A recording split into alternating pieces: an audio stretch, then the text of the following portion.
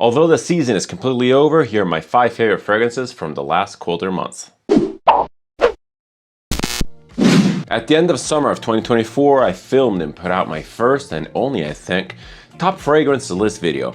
I can barely believe that that was already 6 months ago and 6,000 subscribers ago. So thank you all. This has been an incredible journey, so unexpected. I can't believe that all of you guys are still watching me, still watching my opinions and just chiming in the comments. I feel so blessed every day to be part of this amazing community full of optimism, passion, and creativity. There's so much to share. All these stories that you guys put out there, really cool. I really enjoy just the subjectivity of this art form. It has been just so fun interacting with you guys, hearing your takes, making new friends. Overall, this has been an incredibly positive experience, and I'm so happy I started this channel. And if you've been following me for any length of time, you may know that my content doesn't really revolve around these top lists.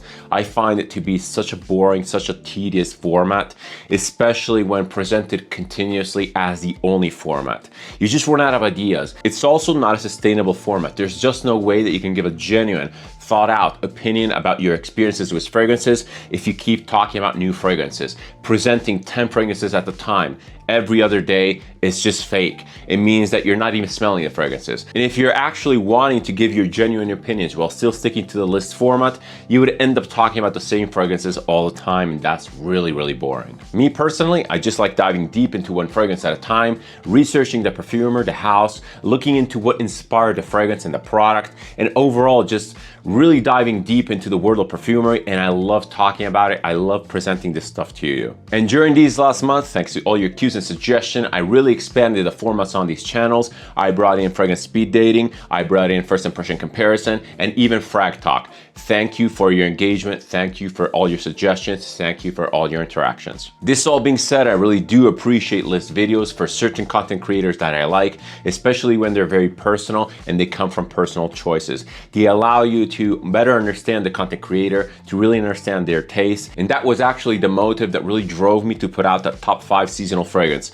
The twist being that I put it out at the end of the season and I talked about the fragrance that I enjoyed wearing for that past season. And here I am in late fashion at the end of winter to present you my top 5 fragrances that I've been wearing in the past cold month. And just to recap, in the last video I said that I would be doing this twice a year. The last video was for Q2, Q3 of 2024, effectively spring and summer. This video will instead be focusing on Q4 of 2024 and Q1 of 2025, effectively fall and winter. And just to be consistent, last time I made up 5 fictional categories to sort of guide my thought process. These categories being the daily, the evening, the special, the lonely, and the bonus. I'll get to what these categories mean when I reach that specific fragrance. Also, last disclaimer, please don't hate me. These are not necessarily my favorite fragrances of all time. They don't make my all-time favorite list. They're not even the fragrances that I've worn the most count-wise. These are just fragrances that I've been wearing a lot that really stuck to me for whatever reason, and that just in general really represent my last months of my fragrance journey. All right, I know you're sick of this intro. Let's get finally into it with the first category, the daily. The daily is basically that fragrance that is almost a dumb reach. I don't really go for dumb reach fragrances, as you may know, but this is the closest thing to a dumb reach fragrance. I can just grab it, spray it on, confidently knowing that it will pretty much fit my mood and seasonal vibe, working in a variety of situations, day to night, casual to elegant, but still retaining enough character to keep it interesting and to keep it fun. The daily is the only category that features a runner-up, and the runner-up for this category is Clean Suede by Etat Libre. I decided to make this a runner-up and not the main fragrance because I haven't had it for long enough. I think I got this at the start of February, so it was basically very, very late in the winter. I've been wearing this fragrance a ton and really getting to know the wearer experience. It's a beautiful, heavy yet fresh fragrance with a ton of nuances. It's woody, it's leathery, it's very, very masculine, yet super wearable, non-offensive, but it has a lot of character. Again, this is an amazing fragrance, but I've gotten it super recently, so I don't want to feature it as my main. My main feature, believe it or not, has actually been Bracken Man by Amouage. And I say believe it or not because when I first featured this in my first impression comparison video, I actually said that this wasn't the fragrance that I was looking for. It wasn't the fougere that I was looking for. Later down the road, I think I got this in mid-December or something like that, I stumbled upon an amazing deal that I definitely could not pass up. I got this discontinued gem for about 120 bucks. The bottle was pretty much 99% full. I'm very, very happy I got it because the more I ended up wearing it, the more I ended up getting into tune with this. And this is such a beautiful, complex, reassuring dad scent. And when I say dad scent, I just mean those scents that are, again, they're not necessarily shouty, they're not in your face, they're just adult. They're really put together, they're reassuring, they're just respectable, they work in many situations, and they're just so comforting in a way. And comfort is actually my main response when wearing this. This is such an enveloping, such an easy wear, yet it has a lot of character, it has a lot of depth. It's your typical Amouage with so many facets and layers. It starts off fresh with a beautiful lavender note. It really smells like a forest in the mid to deep dry down. And in the deepest of dry down, it becomes this incredibly earthy, incensey, I don't know, very, very manly sort of scent. It blends in with the skin chemistry beautifully. It lasts a really long time without being completely obnoxious and a huge commitment. I can easily go a full days of wear, full work day of wear, spray it on in the morning and just like forget about it and get whiffed throughout the day. It has also been a surprisingly well-received fragrance, not that I get any compliments or anything like that, but when people get close to me and they smell the air and they smell the fragrance, I can definitely tell that they're smelling something that they like. So that has been also very, very comforting. It's very fatiguing when you're wearing something obnoxious, knowing perfectly well that you're stepping on everyone's toes. It's just not a good sensation. I really recommend Bracken Man. It's such an amazingly balanced, beautiful wear experience. I have no clue why Amouage decided to discontinue it. And although I'm fully aware that the prices on the secondhand market or used market for this are absolutely insane, I really do recommend something like this. Fortunately enough, this is not terribly unique as a scent profile. There are other fragrances that sort of smell similar in a way. In my first impression comparison video, I paired this with Penhaligon's Endymion, and although that one there is a little lighter, a little bit fresher, I do still think that it sort of marks the same territory. I also think that this smells relatively similar to something like Orto Parisi's Viride or to Nasomatto's Absinthe, minus the lavender note that this one here definitely features. This is a beautiful scent profile. I'll be wearing it more as the spring rolls in. It's just so very green, very comforting. I can totally see this being my signature scent year round. It's that good, it's that beautiful. My second featured category is the evening. Fragrances for this category must be a little bit darker, a little bit denser, more relaxing, something that is party ready, something which is a little bit more refined, maybe even more elegant. And the fragrance that I chose for this, you've heard me talk about it many, many times, but it's just that good, is Vanille by Les Indemodables. This is an incredible fragrance. There's really no way to put it. It's just such a beautiful adult gourmand, super functional, really not cloying. It's like the perfect blend of the most beautiful, yummy, warming ingredients out there. There's a little bit of tobacco, there's a little bit of rum, there's a beautiful natural smelling vanilla, there's a little bit of a cocoa powder, beautiful spices. Everything is so wonderfully blended and put together. It's just a joy to wear. It's a joy to pick apart. It feels like it's the perfectly tailored riddle. You can easily kind of understand it, kind of solve it, but it's still challenging. It's still super engaging. This is absolutely amazing. And I kind of hate how popular it is just because I dislike riding hypes, but it's just that good. It's just so deserving of that hype. And this is a masterpiece from one of my favorite fragrance houses, Les Indemodables. They're so focused on producing high quality, simple yet complex scents. They perfectly ride that balance. To me, it's definitely one of the best houses in the market. I even featured their whole discovery set on a speed dating episode, which I highly recommend. Not the episode, I recommend the discovery set. It's just such good value, such a wonderful experience. You get beautiful samples. Everything is just so cared for. If you've been following my videos, you know that I keep featuring this thing as an option. Every time a gourmand pops up, this one here is my first choice. It's just that refined. It's just that elegant.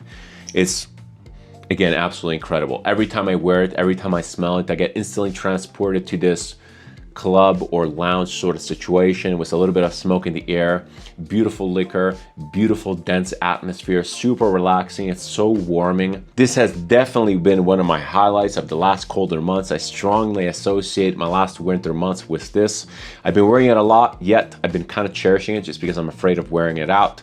And yeah, overall, super great experience. The longevity on this is not that great. It's not full day, it's not 9 hours. It's a good 6 to 7 hours. Very, very solid for a perfect evening wear, for the perfect day finisher. My next fragrance category is the special, and the fragrances that sit in here come across as luxurious, exclusive, very high quality. They sometimes feature high quality ingredients. They're not necessarily day or night, they can be both. They can be very much all around scents. And this one here to me is also kind of a surprise. I've chosen Lustre by Amouage. This one here is part of the recently announced Essences collection, the very controversial Essences collection. And you may be wondering why I chose this one here over the other two.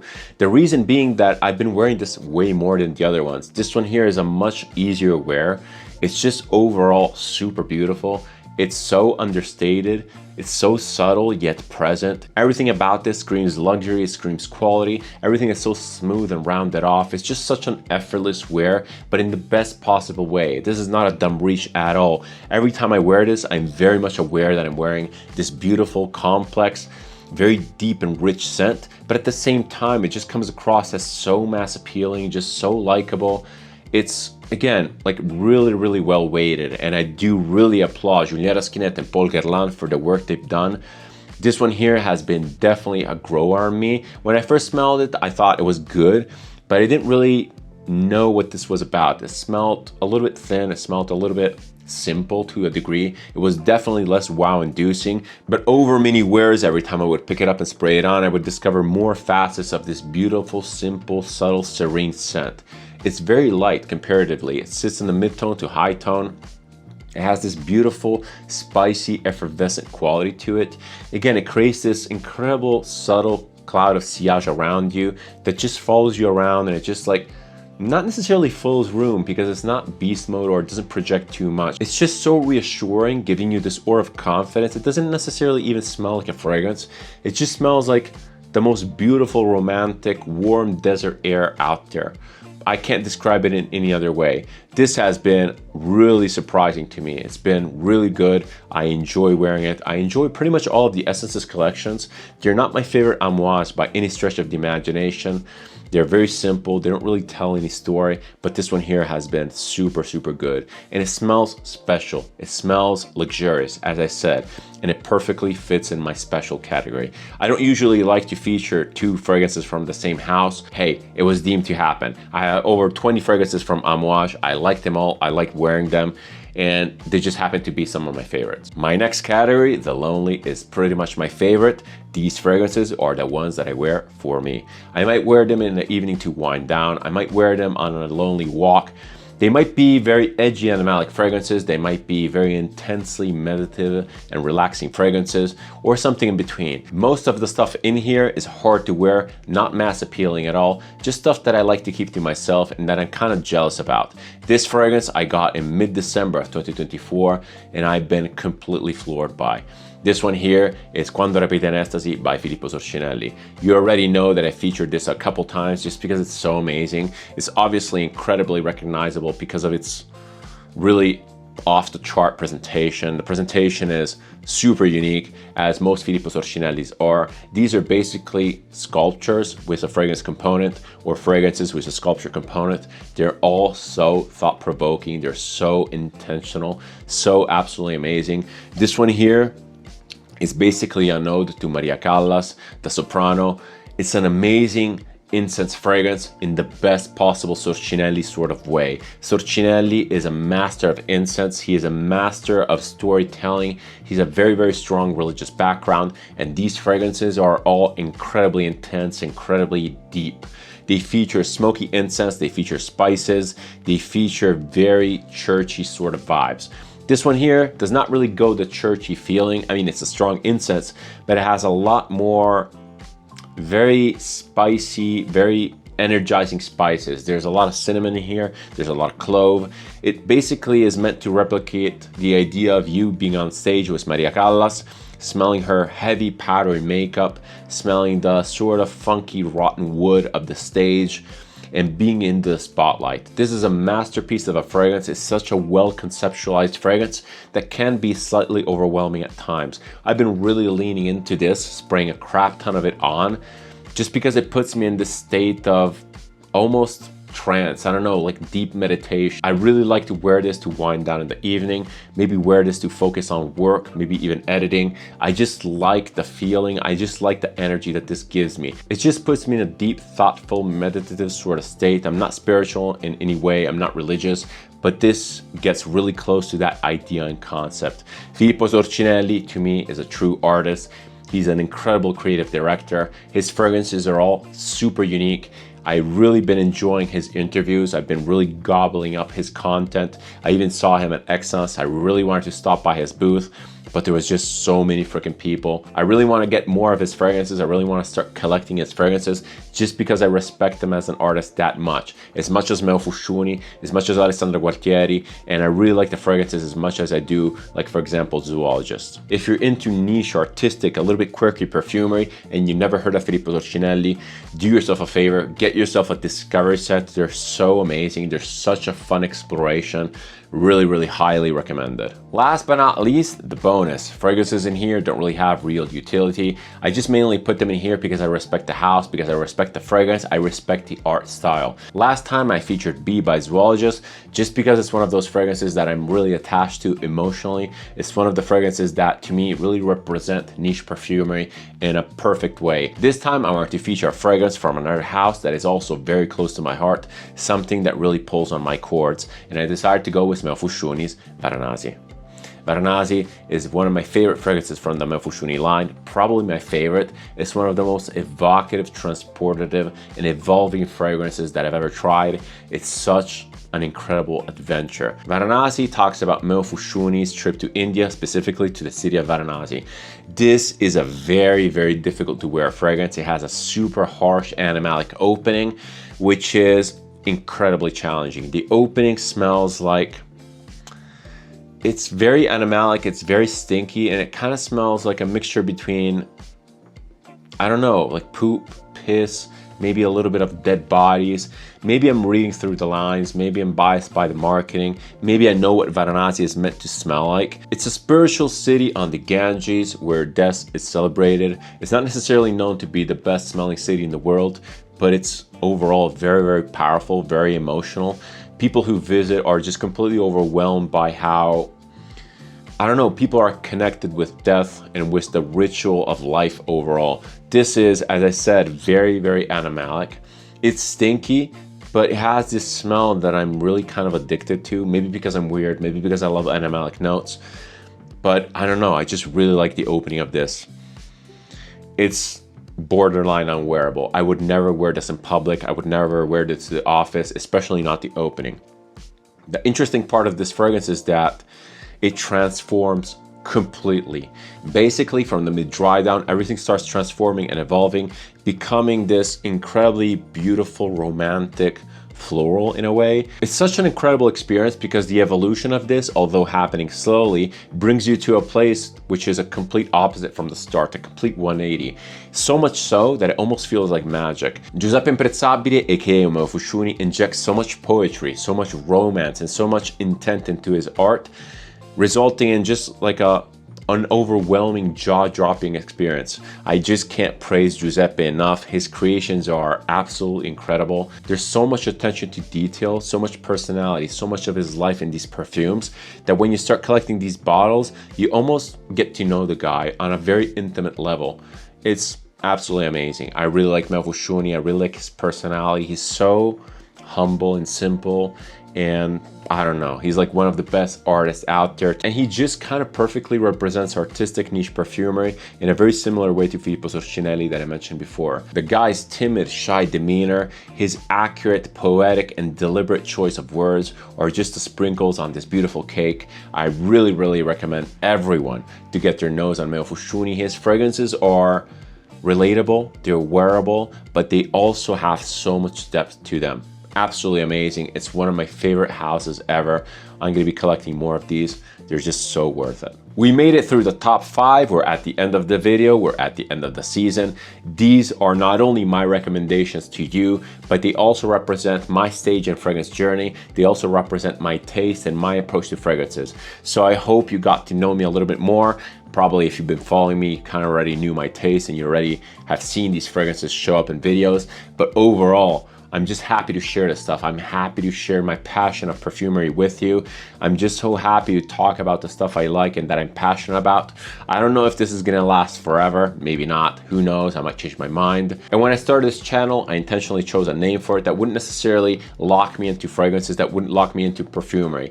But I'm really surprised, almost a year going strong, that I'm still super into it. I'm still even more invested than before. And this is, again, not to repeat myself, thanks to you guys, thanks to the beautiful community that surrounds me, thanks to all the interactions that you've partaken in, all the beautiful stories and images that you shared with me. Again, I can't really stress enough how overwhelming this is. If it wasn't for this community, if it wasn't for the success of this channel, for the people that keep commenting on my videos, I'm not necessarily saying that I would have dropped off perfumery or this hobby in general, but I definitely would have not gone deep as I did, or just exploring this beautiful language and just learning how to communicate. It's been such a wonderful ride. Thank you all. If you like this type of content, if you like my approach to video, feel free to subscribe. It's always massively appreciated and it helps the channel. If you want to interact with me, leave a comment, suggestion, opinion, or anything else down below. I always reply and I always keep the conversation open. Thank you so much for watching. Thank you so much for your time. Many more videos to come as per usual. See you in the next one and cheers.